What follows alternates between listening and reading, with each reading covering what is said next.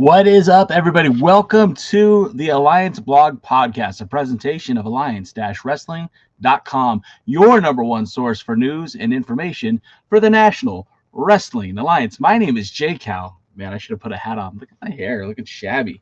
Anyways, it is Tuesday. Tuesdays, we normally talk about all things pro wrestling, but I was afforded a luxury, an opportunity to speak to the one, the only Samoa freaking Joe.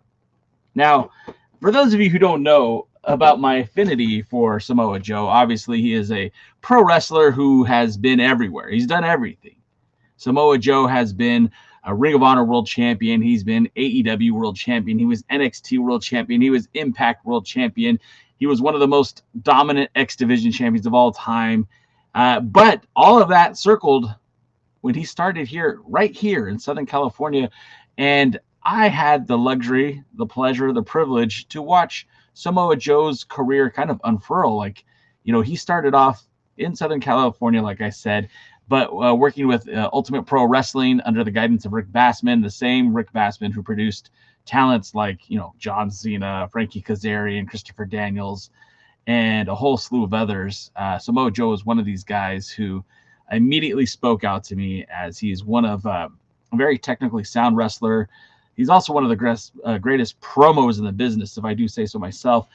And as one of my luminaries in the business, Dave Marquez, said, he is the Dean Martin of professional wrestling. And if you know Samoa Joe, you 100% know what that means. The coolest dude in the room, such an amazing, not only performer talent, but a good human being, a good guy.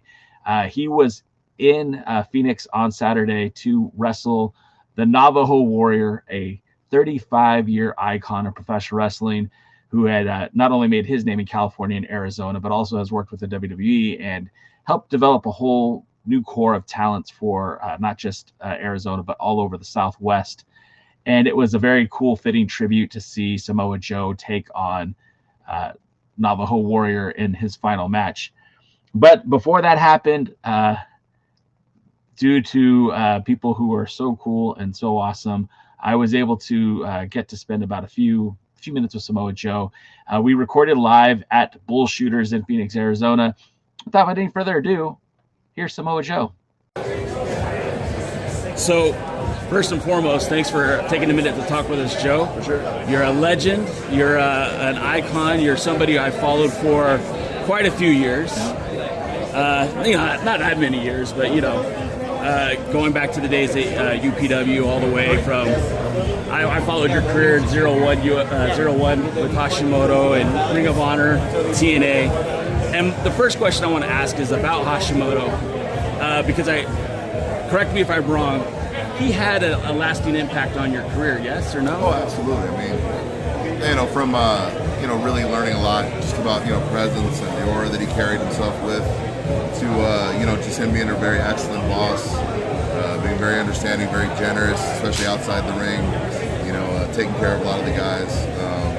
It was a great experience in Japan. He was a guy that left a lasting impression on how to conduct yourself as a professional and how to treat people around you, and it's a great dude. During that time, you won the NWA Intercontinental Tag Team titles with Steve Corino, and that was... Oh, I'm sorry, not Steve Corino. I apologize. Yeah. I messed up. The late great Ryan Sakota. Yeah, Ryan Sakota. Yeah.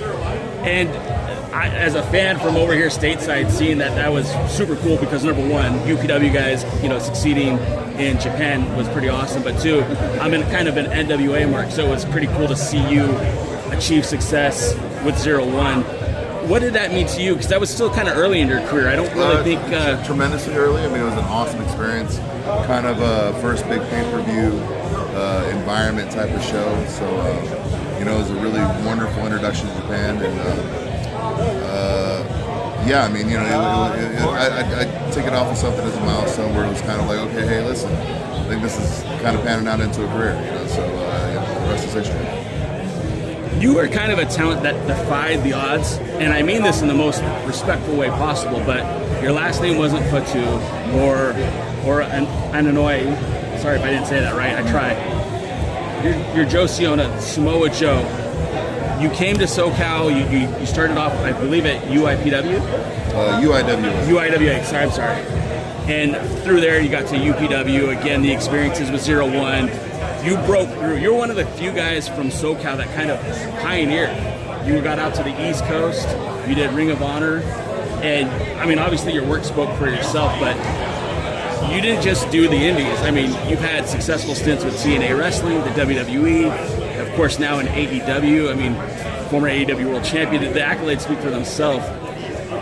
How did you get out of California? How did you make that next step? How did that happen for you? I mean, I think the biggest thing to finding success anywhere is just being willing to take risks and expand your work beyond your local area. And I think that was just kind of a big thing. And I wasn't afraid to take some chances, take some risks, to book some stuff a little bit further away in order to build a profile, make it all work out. So, I mean, that's just kind of a choice everybody has to make in their career. Some do it, some don't. But, if you're going to make the headway that you want to in your career, you're going to take those chances. And you're one of those guys that was never afraid to make headway. I mean, being in the ring with Kurt Angle, being in the ring with Scott Steiner, being in the ring with Brock Lesnar, you never looked out of your element. Like, and I'm again, that is one of the best compliments I can give you. You always looked like you were there. Like, you never looked outclassed, at least to this guy. I mean that's the point. Like, if you're gonna look outclassed, you didn't belong there in the first place. I mean, I understand the context, but like in reality, it's like if you're not in this career to stand up against the greats in this business, then you're probably not going to succeed at the level that you want to. You have to meet the challenge and then the level of your competitor that you're in there with, and that's the expectation at a certain level. So it's not something that's very surprising. And I guess it shouldn't be surprising because, again, like you said, you've always risen to that level, whether it was Hashimoto or whether it was... This is my son. Hey, what's up? It's Joey. I tied. He was the one that... Ballard Brothers, they terrible timing, everything in life.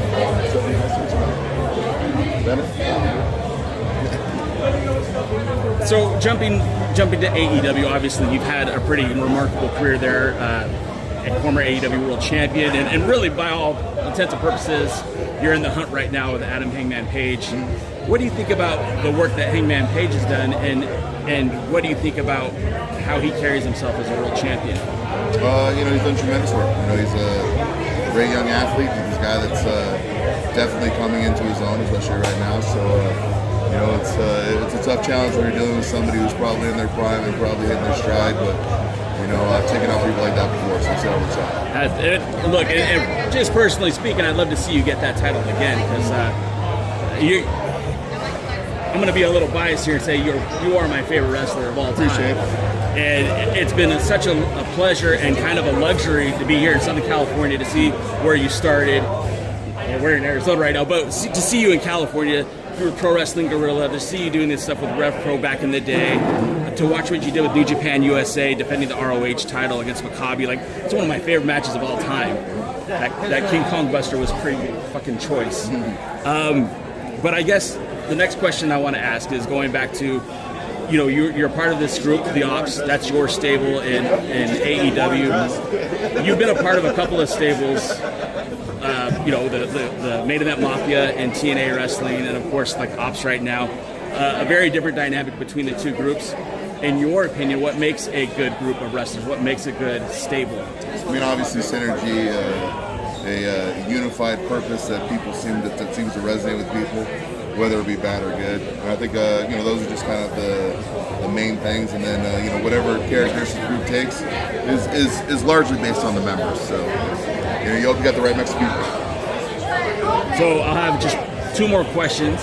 The first one is, again, I feel like you're an anomaly in this business because I really feel like you could have been a main event guy anywhere. And I feel like some companies should have taken an opportunity to use you when they had you, and some companies that didn't use you should have used you. Who is the next Samoa Joe? Hopefully nobody. Nobody. Well, One of one. listen, it's ridiculous to want to aspire to be the next somebody. Sure. It's in fact it's beyond ridiculous because like I didn't get into this to be the next somebody. That's a great point. I got in this to be me. And whatever next successful star should get in this to be them and should not ever want to have the label of being somebody else, living in somebody's shadow, living up to somebody else's expectations. I think that's a concept people who are unoriginal and can't come up with their own persona lean on. No, that's to justify their mediocrity. So I mean, I don't care if you're the next me. You suck, dude. You should be the first you. That's dope, dude. I love that. Thank you for saying that. Yeah, no worries. And tonight we celebrate the career of Navajo Warrior, a guy who has been around for a very, very long time. He's done a lot in the business. He picked you to be his last opponent. With all the accolades that you have in the world, what does it mean to be the one to have the final match with Steve, with Navajo Warrior? I've known Steve for quite a while. Obviously, I've worked with him in various capacities throughout my wrestling career. And, I thought there was no better way to show my appreciation for what a stand-up guy has been throughout the time that I've known him than to come here tonight and give him one last ask. I love it. I know I said last question, but this, I think I would really like to ask this, and I'd be mad if I didn't. Obviously, John Cena's career is coming to an end in like 4 more dates. AJ Styles has said that his career is going to come to an end next year, 2006. You even recently said that you don't see a whole lot of time left in this industry.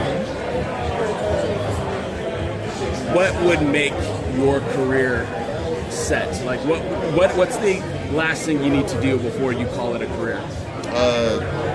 Nothing.